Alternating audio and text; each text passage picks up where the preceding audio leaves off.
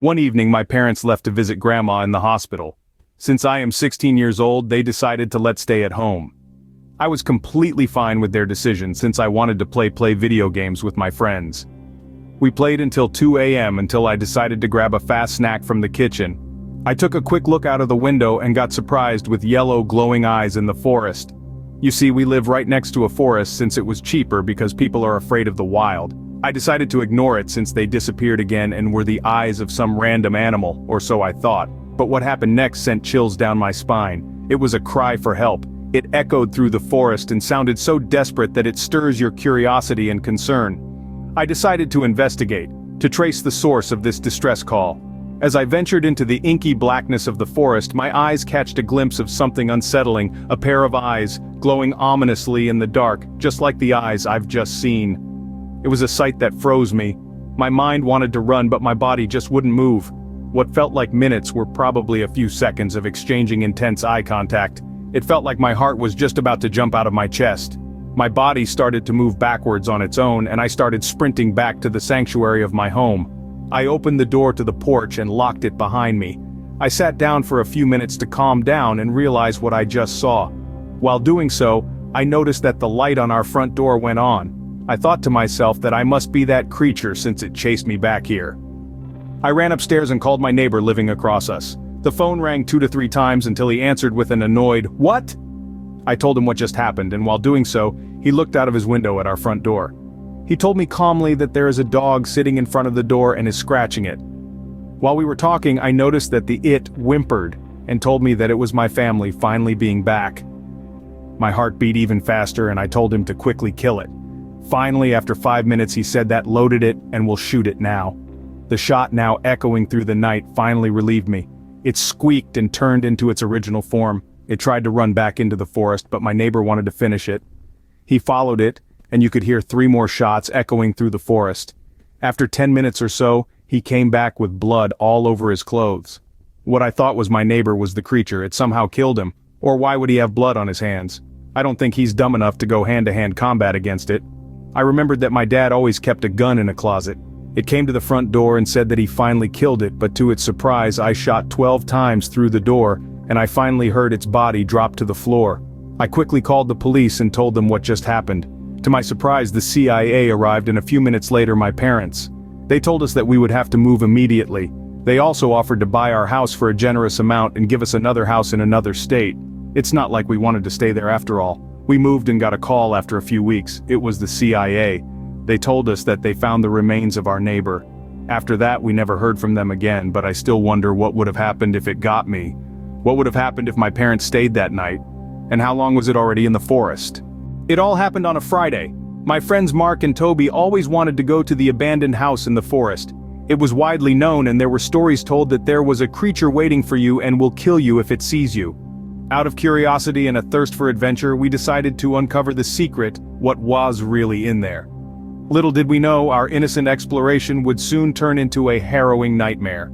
As we arrived there, we stepped inside. The house welcomes them with an unsettling silence. A silence that seems to whisper tales of forgotten past and hidden horrors. What we initially mistake for scratches from woodland creatures soon reveal themselves to be bloodstains. A chilling discovery that sends a wave of fear down our spines, yet we pressed on.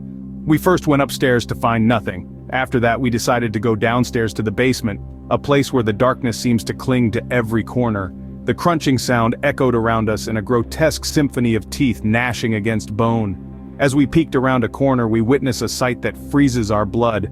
A pale creature hunched over, feasting on a pig, probably stolen from the nearby farm. The sight triggers a primal fear, and we tried to flee, our screams swallowed by the dense forest. The creature gives chase, its horrifying form darting between the trees. Amidst us, our friend Toby trips and is quickly captured, his terrified cries echoing through the night. With heavy hearts and a promise of help, we ran even faster, reaching the farm.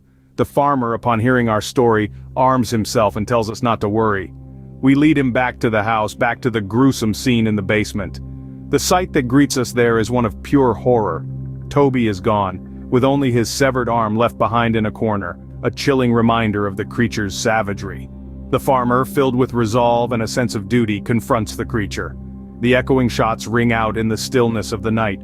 each one punctuated by the creature's shrieks. After a few more shots, the creature lies still, its reign of terror ended by a hail of bullets.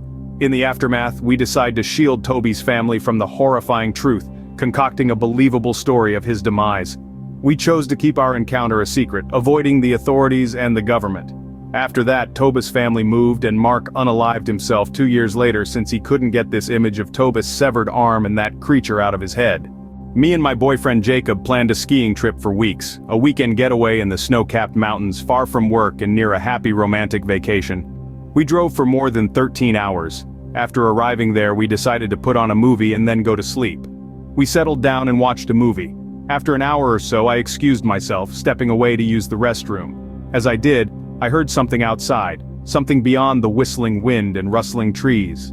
Footsteps. I peered out the window, my breath fogging the glass, my eyes straining to penetrate the inky blackness of the night. But all I saw was the snow, glittering under the moonlight, undisturbed. But the growling, low and menacing, was unmistakable. It seemed like more than just one animal. With my heart pounding, I rushed back to Jacob and with a trembling voice I told him what I heard. Jacob, ever the protector, grabbed his rifle, the one he'd brought just in case something happened. The cabin was silent, save for the distant whirring of the movie, forgotten in the background. Then, the silence was shattered by the sharp crack of gunfire. Jacob returned, his face pale, his rifle missing. He assured me that it was just a couple of wolves, nothing to worry about. He suggested they turn in for the night. The clock struck midnight, the chimes echoing through the silent cabin. But 3 hours later I woke up to a sound that made my blood run cold, munching, and the horrifying realization, Jacob was not Jacob anymore. The figure that had climbed into bed beside her was a grotesque mockery of the man she loved, and it was feasting on her leg. In a moment of sheer terror and bravery, I reached for the pistol on the side table. 6 shots rang out, each one punctuating the silence of the night with a gruesome finality. The creature fell, lifeless. Slowly, painfully, I dragged myself to the neighbors. With my voice still trembling and my body shaking, I told them what just happened. They tried to bandage my leg and stop the bleeding while the police was coming. After a little while, the police arrived, but their grim faces reflecting the gravity of the situation. They found Jacob, torn apart, the remnants of a man who had unknowingly become a meal. A helicopter landed, its blades whipping up the snow as it transported the creature away. The quiet mountain retreat had turned into a nightmare, and as I looked at the lifeless creature, she couldn't help but wonder, weren't there more? I definitely heard multiple steps. This one will forever stay a mystery. The police later told her that they found nothing else, but she is very confident that there's still something in the mountains. In the end, the Skinwalker remains an enigma, a chilling reminder of the unknown that lurks in the shadows. Until next time, keep your eyes open, stay curious, and most importantly, stay busy, stay safe. Bye.